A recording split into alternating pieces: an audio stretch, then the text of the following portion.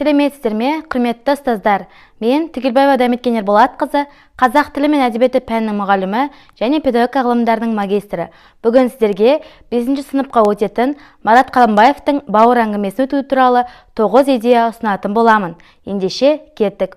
Бірінші идея Марат Қаламбаевтың өмірі мен шығармашылығы туралы видеороликті оқушыларға қосамыз. Екінші идея оқушыларымыздың өздерінің бауырларымен болған қызықты оқиғасын эссе қылып жазуын өтінеміз. Үшінші идея әдеби үйірме әдісі. Оқушыларымызды 5 топқа бөлеміз де әрқайсысына тапсырма береміз.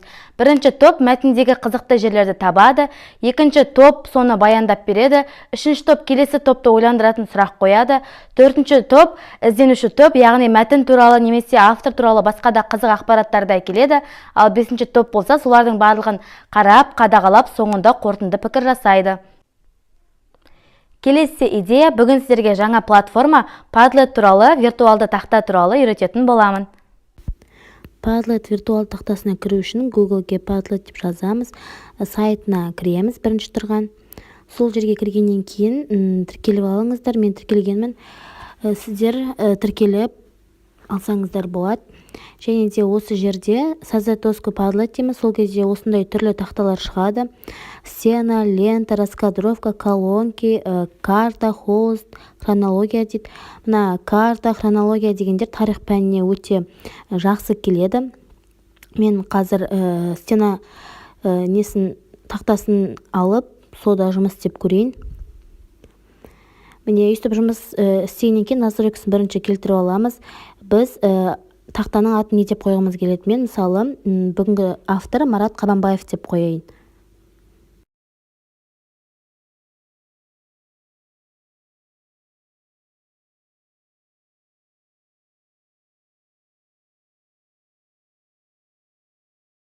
Сосын описаниесіне сол әңгіменің атын жазамыз, бауыр әңгімесі.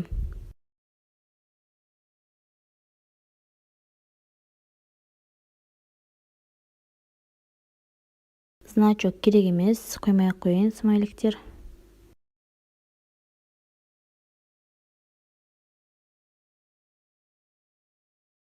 Енді осы жерде фонды өзгертуіңізге болады, шрифт өзгертуге болады. Мына авторство дегенді қосып қойыңыз, себебі сізге пікір қалдырған немесе сұрақ қойған баланың сіз аты жөнін біле аласыз. Сол үшін авторствоны қосып қою керек, кімдер жазғанын білу үшін. Және де комментарийді қосып қою керек. Сіздің әр жаңағы салған нәрселеріңізге балалар пікір жаза алуы керек.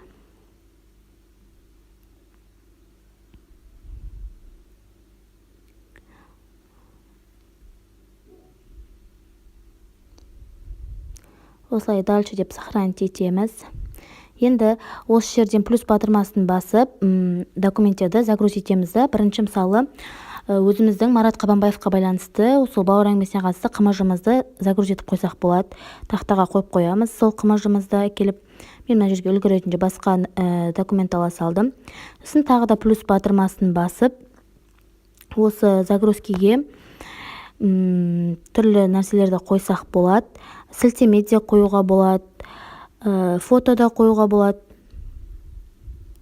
Міне мына жерден көріп отырсыздар, дауысыңызды жазуға болады. Мен мысалы дауысымды жазайын. Қазір балаларға мысалы қымыжыдағы бірінші тапсырманы орындап келіңіздер деп жазсам, соны балалар қымыжыны көргеннен кейін сол аудионы тыңдап тапсырманы орындайды.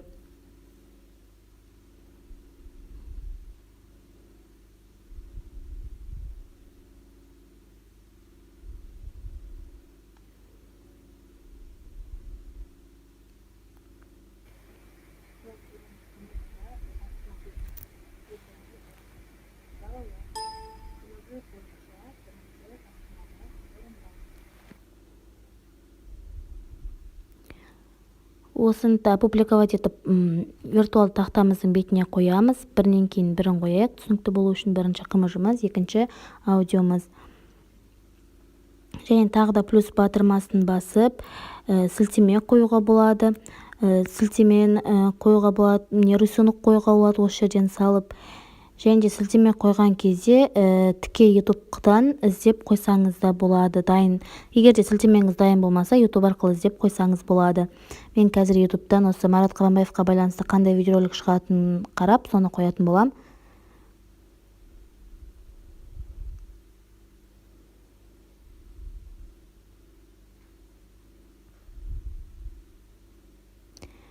Міне, Марат Қабанбаев, бауыр әңгімесі садыр вақтылек дейді. Осы шыққан бірінші сабақтың сілтемесін қойып қояйық.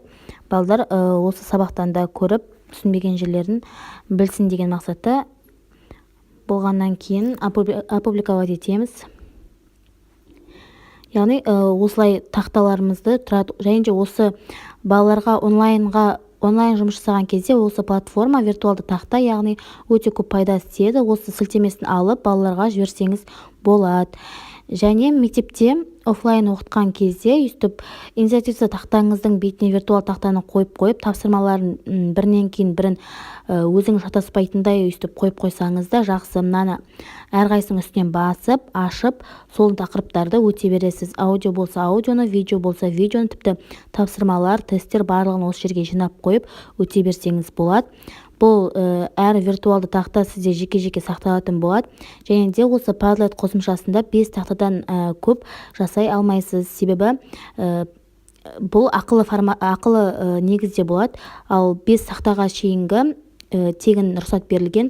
Егер де сіз пайдаланбайтын тақтаңызды кетіріп тастап, орнына қойсаңыз болады. Және осы Padlet ашық сабақтарға көп пайдасы бар. Осылай барлығын реттеп қойып, өзіңіз шатаспас үшін, оқушыны шатастырмас үшін бірінен кейін бірін тапсырмаларды ашып, орындай бересіздер. Мен жаңа пікір батырмасын басып кеттім. Сол міне, мысалы, менің жазған видеома бала үйде отырып, егер онлайн форматта болса, түсінікті, жақсы, жарайды деген сынды нәрселерді жазса болады. Мен оны өзімнің Padlet'імнен кімнің пікір қалдырғанын біле аламын. Бесінші идея Дебононың қалпақтары деп аталады. Яғни, оқушыларға түрлі түсті қалпақтарды береміз, және сол қалпақтар әртүрлі қызмет атқарады. Қызыл қалпақты бұл түйсік, яғни оқушыларыңыздың ішкі түйсігі қандай ойды ойлап тұрғаны туралы. Ақ қалпақ ол фактілер, яғни мәтіндегі нақты фактілерді оқушылар ұсынатын болады. Сары қалпақ осы бауыр әңгімесіндегі позитивті оқиғаларды оқушылар баяндап береді. Ал қара қалпақты алған оқушылар мәтіндегі жағымсыз нәрселерді айтатын болады. Келесі әдіс бұл сабақты қорытындылағанда өте жақсы пайдасы бар бас бармақ деп аталатын әдіс. Яғни оқушыларымыз бас бармақтарын көрсету арқылы бүгінгі сабақты қорытындылайды. Бас бармақ жоғары қарап тұрса, сабақты мен толық түсіндім. Ал көлденең тұрса, мен сабақты түсінген деймін. Ал төмен болып тұрса, мен сабақты түсінген жоқпын. Осы арқылы оқушылардың сабақты қаншалықты түсінгендігі туралы білетін боласыздар. Жетінші идея Mind Map әдісі деп аталады. Оны ұсынған шетелдік ғалым Бозан болып табылады. Яғни оқушылар өздерінің барлық ойларын дәптерге, ақпаратқа түсіреді, және де сол ойлардың көрініс ретінде қояды. Яғни бұл психологиялық тұрғыдан ой іште қалмау керек, оны сыртқа шығару керек деп тұжырымдасақ болады. Бұл әдісте ойлау жүйесі дамытылып, сабақты оңай әрі тез меңгеретін болады. Сегізінші идея шығарма кестесі, яғни шығарманы композициялық тұрғыдан талдау. Шығарма авторы кім? Марат Қабанбаев. Шығарманың аты бауыр әңгімесі.